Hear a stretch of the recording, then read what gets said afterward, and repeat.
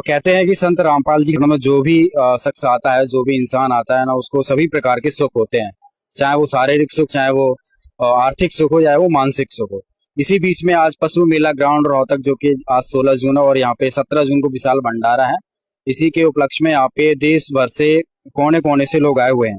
इसी बीच में हमें एक ऐसे शख्स से हमारी मुलाकात हुई है जिनके साथ एक बहुत ही अजीब और चमत्कार हुआ है, जिसको साइंस भी मतलब पूरी तरह से फेल हो चुका था, सारी चीजें हो चुकी थी।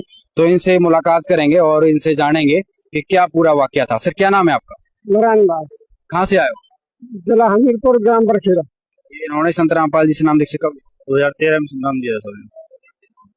और किस कारण से आपने संत रामपाल जी के शरण में आए? मुझे भारी भयंकर बीमारी हो गई थी, कैंसर हो गया था। तो मुझे झांसी ग्वालियर में समा अस्पतालों से नहीं हो गई थी, तो मैं शरण में आया। तो मैंने सदगुरु रामपाल महाराज जी से नाम दीक्षा लेके भजन किया, परमात्मा मेरा रोग ठीक हो गया। आपको कैंसर का रोग था, आप इसके बारे में थोड़ी डिटेल में जानकारी? सर, इनको काफी दिनों से परेशानियां हो रही थी। इन्होंने मुझसे संपर्क किया कि आप किस देवते की भक्ति करते हैं, कौन सी भक्ति करते हैं, जरा हमें भी संपर्क कराएं। तो हमको इन्होंने पम्पलेट दिया, तो पम्पलेट से बड़े आकर्षित हुए कि कौन ब्रह्मा का पिता, कौन विष्णु की माँ। इस तरह के सारे प्रश्नों के इन्होंने जवाब हमसे मांगा, तो हमने पुस्तक दी और इन्होंने पुस्तक पढ़ी। और पुस्तक पढ़ने के बाद इन्होंने नाम प्राप्त करने के लिए काफी उत्कर्ष हुए, इसलिए हमसे संपर्क हुआ। हमने इनको नाम दिलवाया बरवाल आश्रम से। बरवाल आश्रम से नाम लेने के बाद इन्होंने फिर काफी दिन भक्ति करने के बाद इन्होंने बीच में मर्यादा भंग कर दी। तो इनका वो रोग काफी, क्या रोग था इनका, कैसा रोग था? जी, इनको कैंसर का रोग था। इनके सीने में काफी सूजन टाइप की और मवाद इसका चलता रहता था। क्या बीमारी थी, किस टाइप से थी, थोड़ा डिटेल में बताओ। ये मेरी छाती में बड़े बड़े गुमकोड़े पड़े थे, फोड़े हो गए थे? फोड़े हो गए थे बड़े बड़े, और मवाद भी दर्द होता था, मवाद भी करता था। तो डॉक्टर मंगाया ग्वालियर, डॉक्टरों ने नहीं कर दिया। क्या कहा डॉक्टरों ने? बोले ये बीमारी ठीक होगी नहीं, ये कैंसर है, इसको हम ऑपरेशन नहीं कर पाएंगे और ये और बढ़ जाएगा। तो मैं परमात्मा की सदगुरु रामपाल महाराज जी की शरण में आया, मैंने भजन किया, परमात्मा सदगुरु रामपाल महाराज जी की कृपा भी। अब ठीक हो गया आप? हाँ ठीक। कैसे ठीक हुआ? कोई ऑपरेशन किया गया था या फिर ऑपरेशन कुछ नहीं किया, सदगुरु रामपाल महाराज जी के द्वारा भजन से मेरा सब। दिखाओ आप पे कहाँ कैंसर था।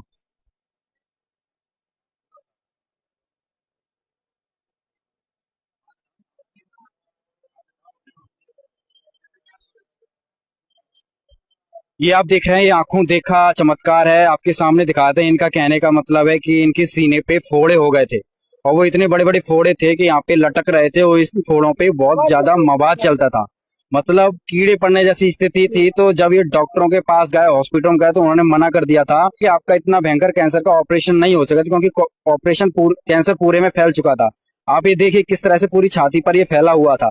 अचानक संत रामपाल जी का ये कह रहे हैं कि संत रामपाल जी की भक्ति करने के बाद ये फोड़ा अपने आप फूट गया, अपने आप ठीक हो गया, अपने आप ही ये स्थिति ले ली।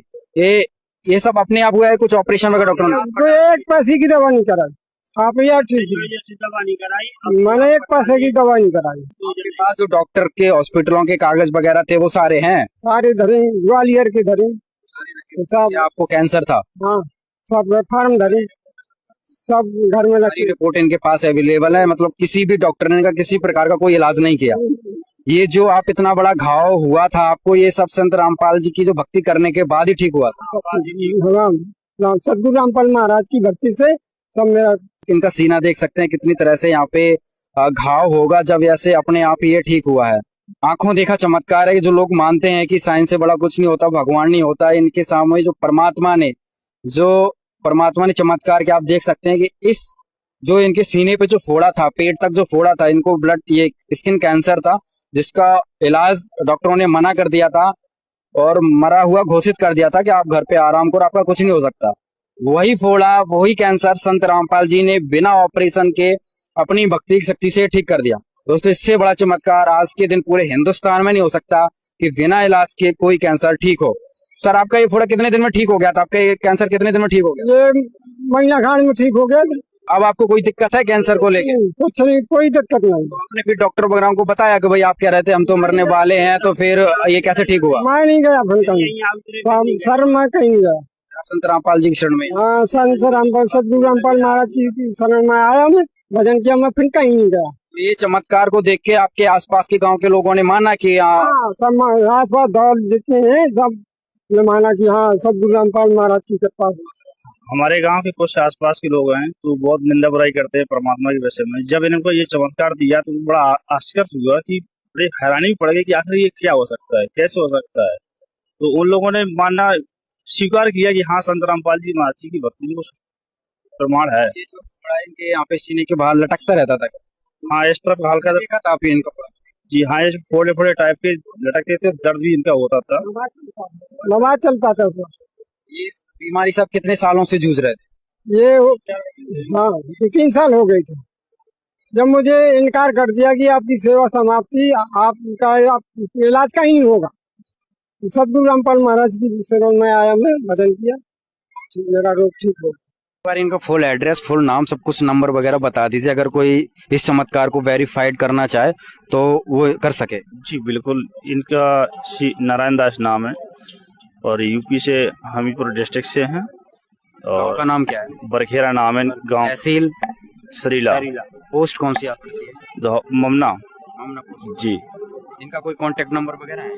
जी, इनका कांटेक्ट नंबर मेरा ही है। ज्यादातर मुझसे मेरा नंबर है 9984294255।